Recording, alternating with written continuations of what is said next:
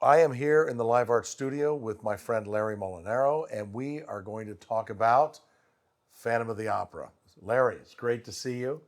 Always good to be seen. I'm just going to sort of set the stage here. Sure. For years, we were trying to figure out just how long this has been going on. We think the early 2000s that you have been playing for the silent movie The Phantom of the Opera with an improvised original score that you created for the movie.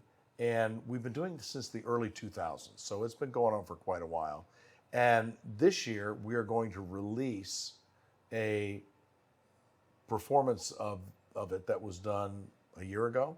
2 years. 2 years actually, ago. yeah. Oh my gosh, 2 years ago. And so you'll be able to see it. People will be able to see it online. But tell us a little bit. Tell us a little bit about how this came to be for you. Sure. So we have been doing this actually since, as you mentioned, the early 2000s.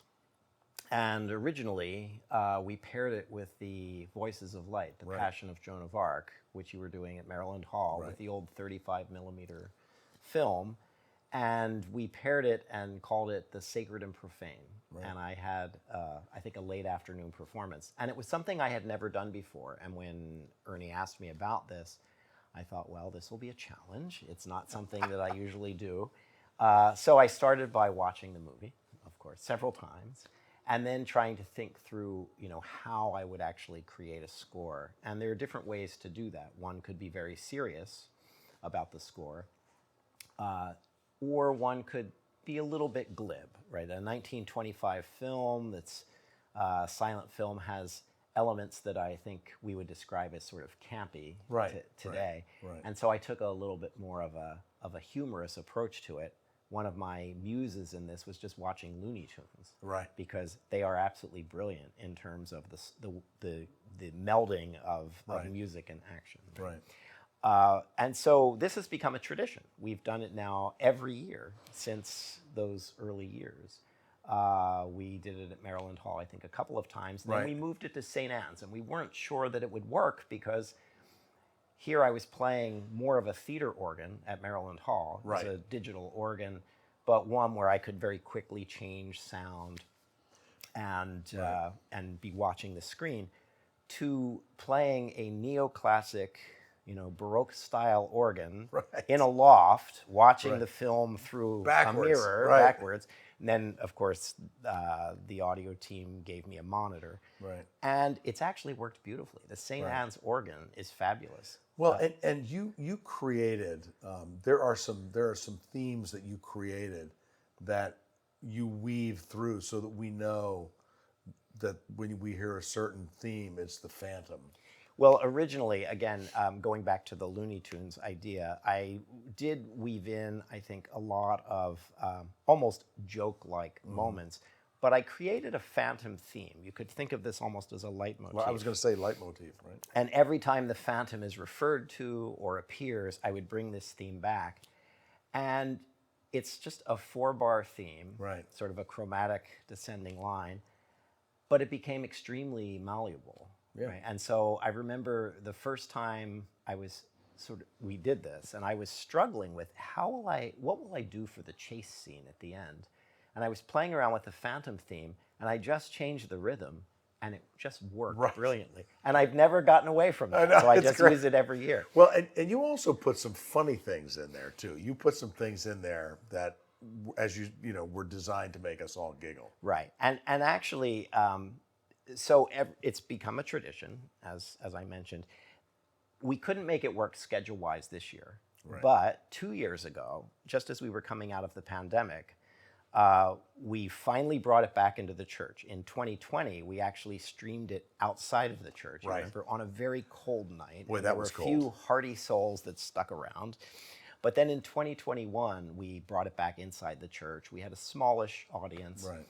But we got a really good recording. Now, it's a live recording, so I will be honest about this. You'll hear, warts and all, places where I'm getting tired and it doesn't quite cohere. But there are a lot of good things that I feel proud of. But when you talk about whether it's funny or serious, in many years, we would actually have a contest. Right. You remember this? We would run a Facebook contest until the day before, and I would ask people to submit themes Right. that they wanted. We would cut it off, I think, at 5 o'clock p.m. the day before the performance, so that I had a chance to go to YouTube if I didn't know the piece, and at least listen to it, so I would know how to weave it in.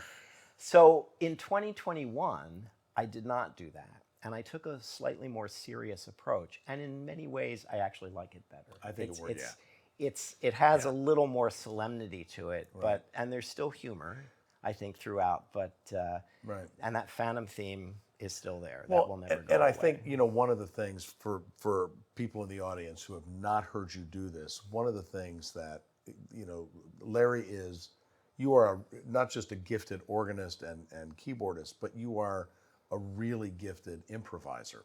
So being able to do something extemporaneously and weave it together in a way that makes sense that is an additional gift.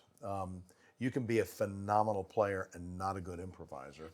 Well, that's very kind of you to say. But I will take, and you also have done movies like Sherlock Jr., which I actually really like your Sherlock Jr., I have to say.